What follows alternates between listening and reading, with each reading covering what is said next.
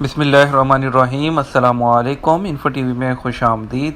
آج 12 مئی 2020 بروز منگل 19 رمضان المبارک بمطابق 1441 ہجری سعودی عرب کی تازہ ترین خبروں کے ساتھ میں ہوں وسیم۔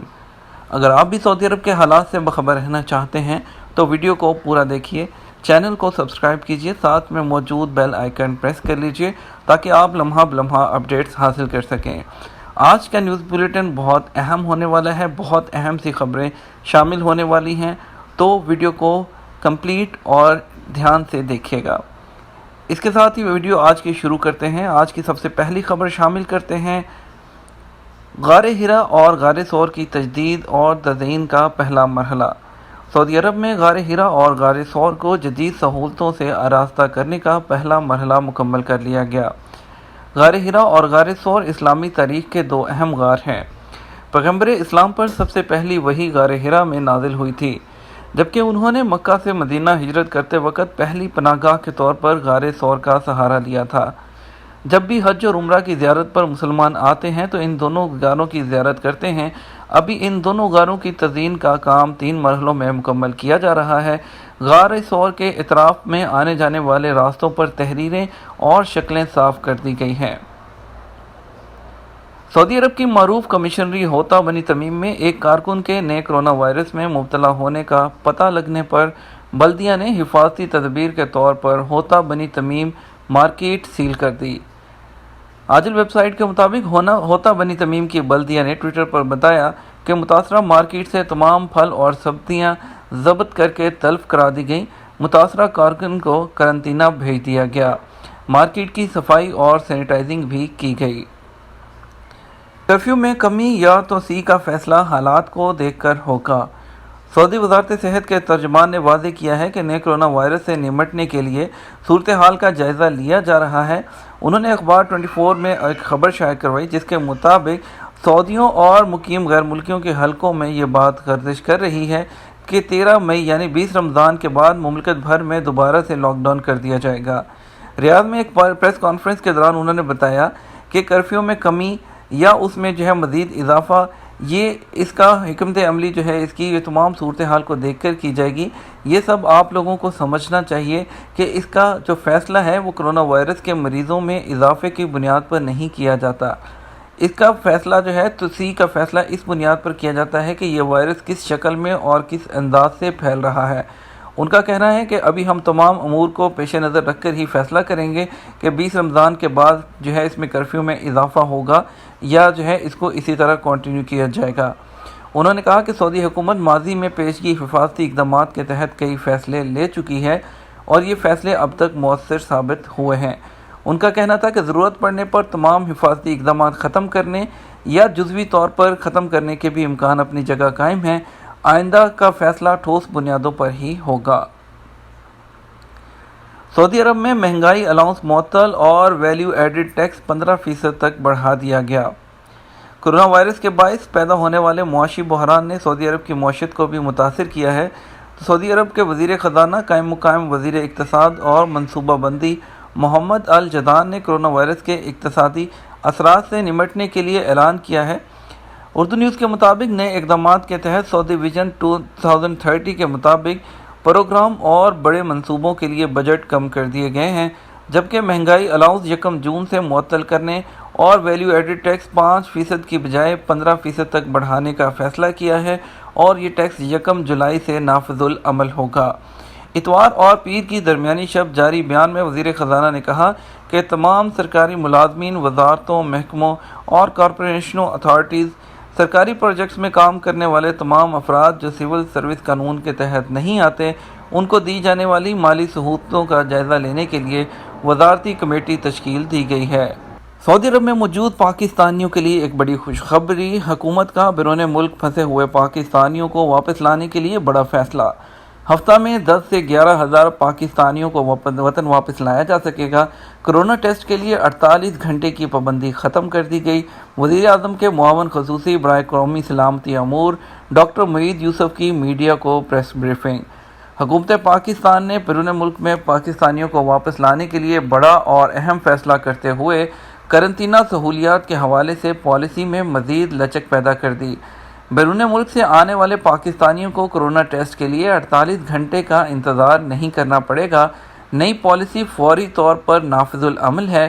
اس پالیسی کے تحت ہفتہ میں 10 سے 11 ہزار پاکستانیوں کو وطن واپس لایا جا سکے گا، جو پہلے 500 سے 1000 تک لائے جا رہے تھے۔ وزیر اعظم عمران خان کی واضح ہدایات ہیں کہ جلد از جلد زیادہ سے زیادہ پاکستانیوں کو واپس لایا جائے۔ اس سلسلے میں مزید ایئرپورٹ بھی یوز کیے جائیں گے، جن میں سیالکوٹ اور کوئٹہ ایئرپورٹ بھی شامل ہے۔ پیر کو پریس بریفنگ کے دوران انہوں نے بتایا کہ تارکین وطن کے لیے خوشخبری ہے کہ انہیں واپس لانے کے لیے ہم ہر طرح کی پالیسی میں لچک پیدا کر رہے ہیں۔ ان کا کہنا تھا کہ ہم نے 48 گھنٹے کی پابندی ختم کر دی ہے اور رپورٹ منفی آنے کے ساتھ ساتھ ایسے کیسز جن میں علامات ظاہر نہیں ہوتی انہیں سیلف کوارنٹائن کے لیے ان کے گھروں میں بھیج دیا جائے گا، اور جو بھی 11 مئی سے پاکستانی واپس آئے گا وہ فوری طور پر حکومتی قرنطینہ یا اپنے ذاتی خرچ پر ہوٹل میں پہنچے گا، جہاں پر ترجیحی بنیادوں پر اس کا ٹیسٹ کیا جائے گا۔ ٹیسٹ کا رزلٹ بھی جلدی یقینی بنایا جائے گا۔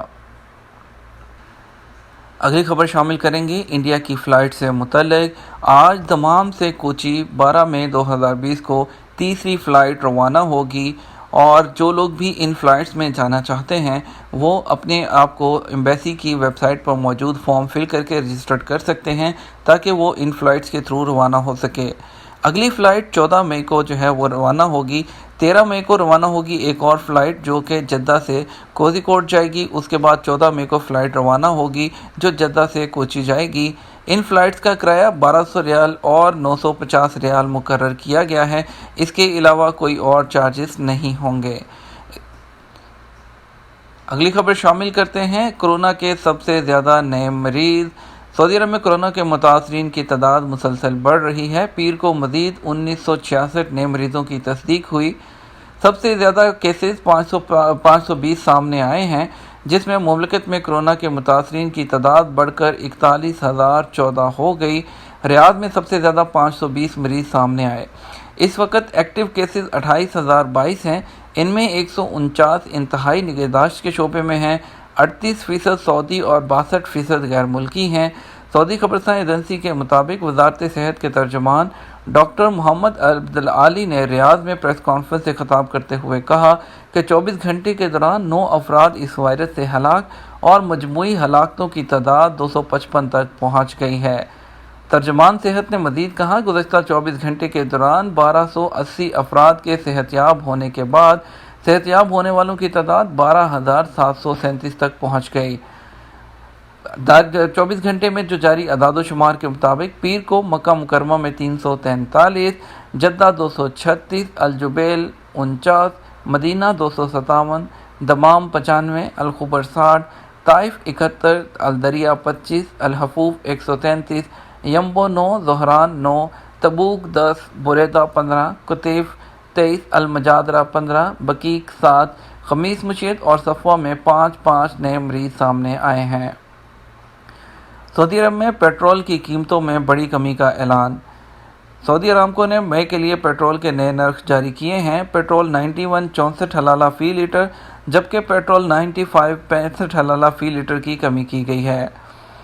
سعودی ارامکو کی طرف سے جاری اعلامیے کے حوالے سے بتایا گیا پیٹرول 91 کی نئی قیمت 67 حلالہ فی لیٹر، جبکہ پیٹرول 95 کے نئے جو پرائز ہے وہ 82 یعنی 82 حلالہ فی لیٹر مقرر کی گئی ہے۔ سعودی عرب تیل کی پیداوار میں مزید کمی کرے گا۔ سعودی عرب نے جون سے تیل کی پیداوار میں مزید کمی کا فیصلہ کیا ہے۔ وزارت توانائی نے ارامکو کو 1 جون سے تیل کی پیداوار میں رضاکارانہ طور پر مزید یومیہ 1 ملین بیرل کمی کی ہدایت کی ہے۔ یہ فیصلہ رضاکارانہ بنیادوں پر کیا ہے۔ سعودی عرب نے اپریل میں اوپیک پلس معاہدے کے موجب تیل کی یومیہ پیداوار میں 48 لاکھ بیرل کی کمی کی تھی۔ پارسل میں تاخیر پر کورئیر کمپنی معطل کر دی گئی۔ Saudi communication and information technology commission نے سامسا ایکسپریس کو پارسل کی ترسیل میں تاخیر پر معطل کر دیا۔ الوطن اخبار کے مطابق communication and information technology commission نے کہا ہے کہ جو پوسٹل سروس پارسل کی ترسیل میں گڑبڑ کرے گی، مقررہ وقت پر پہنچانے میں ٹال مٹول سے کام لے گی اور صارفین کو غلط اطلاع دے کر گمراہ کرنے کی کوشش کرے گی اسے معطل کر دیا جائے گا۔ نئے نرخوں کی پابندی نہ کرنے والے پیٹرول اسٹیشنوں کو وارننگ۔ سعودی وزارت تجارت نے کہا ہے کہ پیٹرول کے نئے نرخوں کی پابندی نہ کرنے والے پیٹرول اسٹیشنوں کے خلاف سخت کارروائی ہوگی۔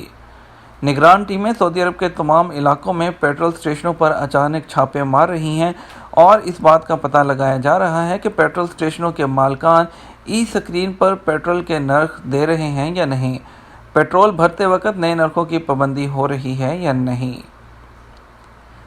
فیملی تقریب میں شریک 30 افراد کورونا میں مبتلا۔